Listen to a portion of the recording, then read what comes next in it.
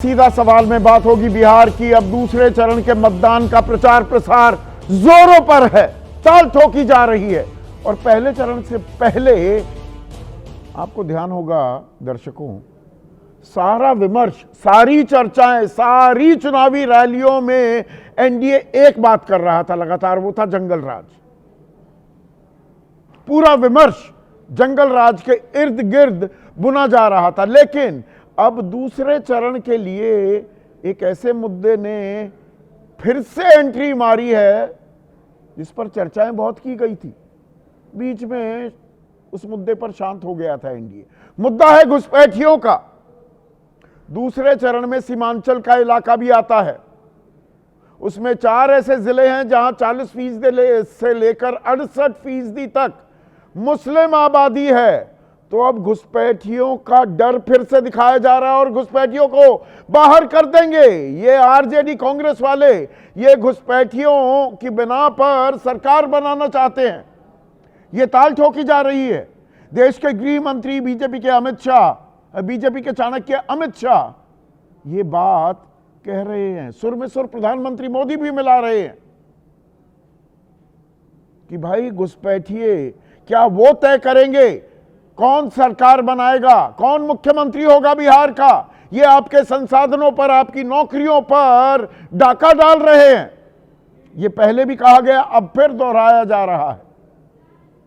लेकिन इसमें एक बड़ा लेकिन है। आंकड़ा नहीं बताया जा रहा है।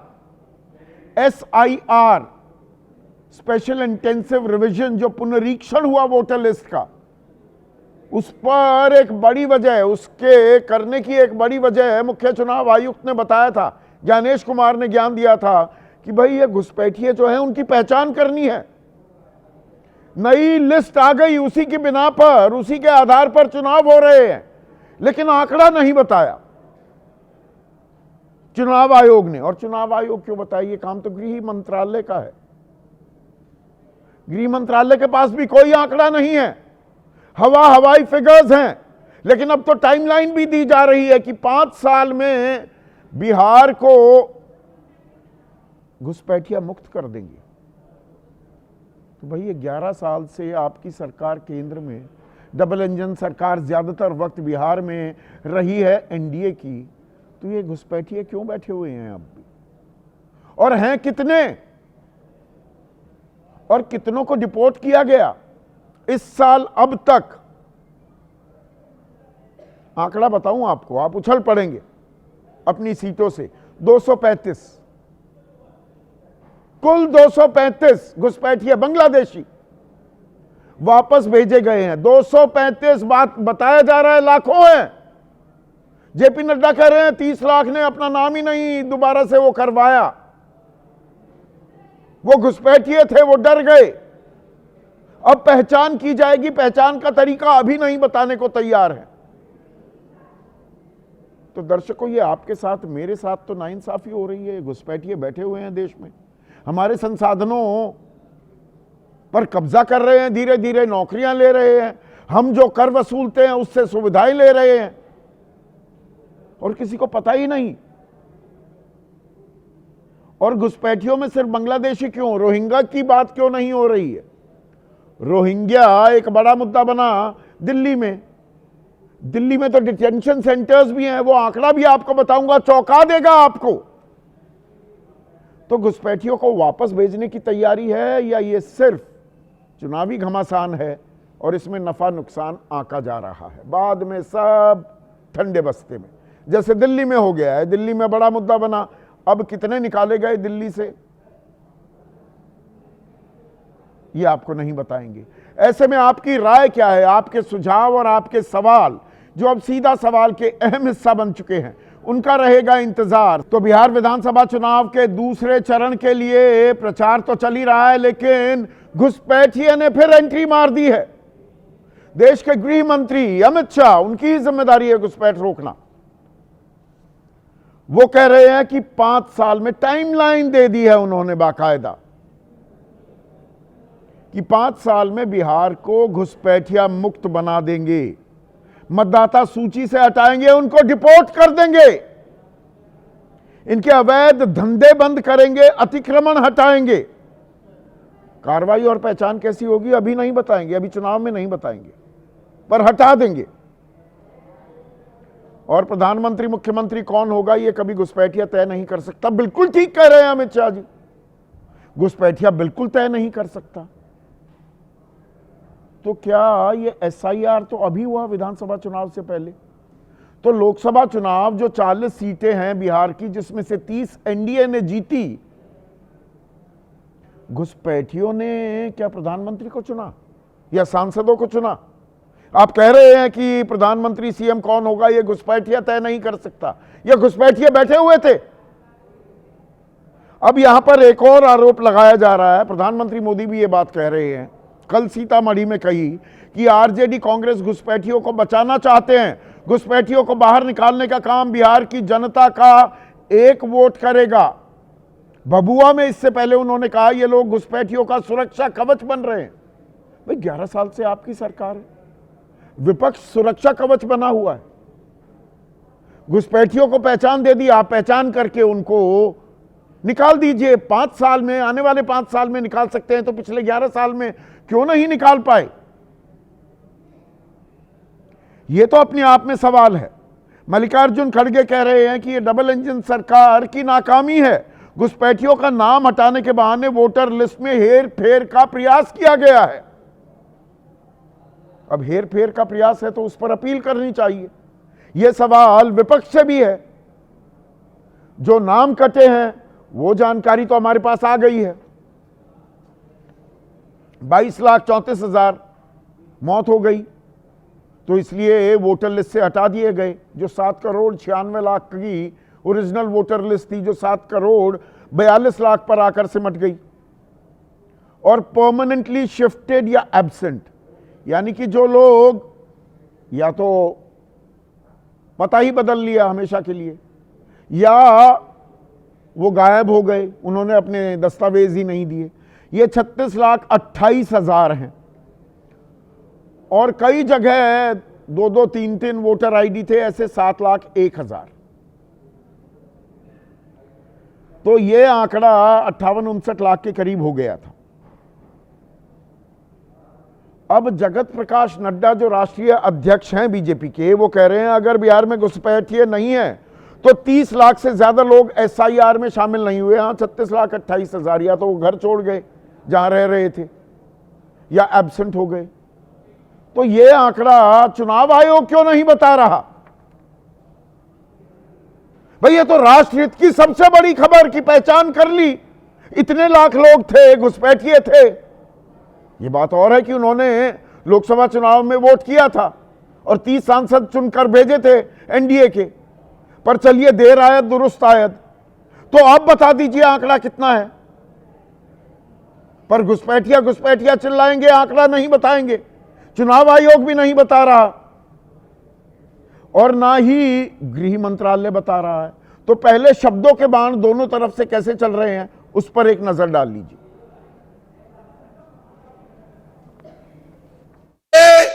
बिहार से एक एक घुसपैठिए को हम चुन चुन कर निकालने का काम करेंगे।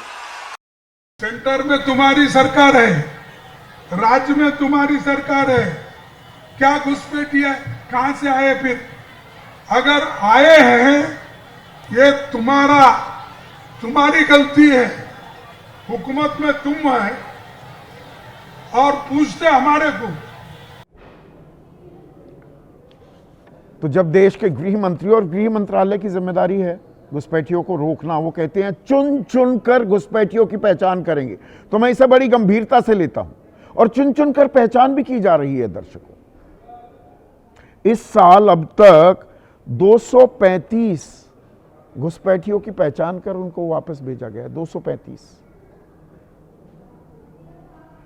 अप्रैल 2023 से मार्च 2024 411 2019 से 2023 31 मार्च 2023 तक कोई आंकड़ा भी नहीं दिया सरकार ने। 2019 में 299, 2018 में 445, 2017 में तो कमाल ही कर दिया, 51 घुसपैठियों की पहचान हुई, वापस भेजा गया। 308 216 में 2016 में, और 989 2014। इतनी भारी तादाद, 5000 भी आंकड़ा पकड़ नहीं पाया। और 2013 में 5234। वो सरकार जो घुसपैठियों को बचा रही थी, वो कांग्रेस की अगुवाई वाली सरकार, 5234 2013 में, 2012 में 6537, 2011 में 6761, 2010 में 6290, 2008 में 12625, 2007 में 12135, 2006 में 13692, 2005 में 14916। ये 90,000 के करीब आंकड़ा चला जाता है। और पिछले 11 सालों में 5000 और चुन चुन कर निकालेंगे। जैसे रोहिंग्या जो हैं, जो दिल्ली में बसे हुए हैं और भारत के अलग अलग इलाकों में, चुन चुन कर उन्हें भी निकाला जा रहा है। कैसे निकाला जा रहा है उसका एक अंदाजा आपको देता हूं। सेवा सदन, शहजादाबाग और लामपुर सेवा सदन में बाकायदा डिटेंशन सेंटर्स बने हुए हैं। हरियाणा के नूह में भी बना हुआ है, जम्मू में भी है एक। जो संयुक्त राष्ट्र की एक एजेंसी है UNHCR, वो कह रहा है कि भारत में 16,000 रजिस्टर्ड रोहिंग्या घुसपैठिए हैं। हम पैसा दे रहे हैं, उनको खाना खिला रहे हैं, रहने की व्यवस्था कर रहे हैं, आप और मैं जो कर दे रहे हैं। सरकारी अनुमान 40,000 का है। दिल्ली में रोहिंग्या 11,000 हैं। वापस भेजिए ना, म्यांमार से बात कीजिए, क्यों नहीं भेजे जा रहे ये वापस? इसको तो इतना बड़ा मुद्दा बनाया गया था। दिल्ली चुनाव में, फरवरी में जो चुनाव हुए, कितने भेजे हैं? और जो आंकड़ा है 2023 से 2024, 1 अप्रैल 2023 से 31 मार्च 2024 का मैंने आपको बताया, 2331 कुल मिलाकर घुसपैठिए, उसमें 411, यह आंकड़ा मैंने बताया, बांग्लादेशी नागरिक। दरअसल घुसपैठ हो रही है नाइजीरिया से, 1470 नाइजीरियाई रह रहे थे भारत में, युगांडा के नागरिक 78। यह आंकड़ा नहीं बताएंगे। और इनकी पहचान जब हो चुकी है रोहिंग्या की, तो ये यहां पर हमारी धरती पर, हमारे पैसों पर, हमारे संसाधनों पर हक जमाए, कुंडली मारे क्यों बैठे हुए हैं? या म्यांमार ले नहीं रहा वापस, या दरअसल इसमें हिंदू मुसलमान तलाशना होता है। अब हिंदू मुसलमान की जहां तक तलाश की बात है, तो असम में तो NRC की थी, 2019 में फाइनल हो गया था, 2016 से प्रक्रिया शुरू हुई, 2019 में अंतिम सूची भी आ गई, तो लगा मुसलमान बहुत ज्यादा मिलेंगे। 19 लाख घुसपैठिए पहचान हुई, उनमें से 7 लाख मुसलमान थे, बाकी 12 लाख में बांग्ला भाषी हिंदू 5 लाख, असमिया हिंदू 2 लाख, गोरखा 1.5 लाख, धार्मिक पहचान छिपाए हुए 3.5 लाख। इनमें से कोई नहीं निकला है। इनको खदेड़ा नहीं जा रहा है। तो जो किशनगंज में 68% मुसलमान हैं, कटिहार में 44%, अररिया में 43%, पूर्णिया में 39% मुसलमान है। कुल मिलाकर 24 सीटें हैं, 122 होनी है ना दूसरे चरण में मतदान। तो खेल यहां पर हिंदू मुसलमान करने का है क्या? उल्टा पड़ गया था झारखंड में, दक्षिण परगना में, संथाल इलाके की 28 सीटों में यह खेल खेलने की कोशिश की। बीजेपी ने 27 सीटें हार गई थी, लेकिन काट की आंधी फिर चढ़ाई जा रही है क्या? और इसमें देश हित साधा जा रहा है या राजनीतिक हित साधे जा रहे हैं? ऐसे में आज का सीधा सवाल, सीमांचल पर नजर, घुसपैठिए पर गदर, इसीलिए राजनीतिक जंग छिड़ गई है। और घुसपैठिया चिल्लाएंगे, आंकड़ा नहीं बताएंगे।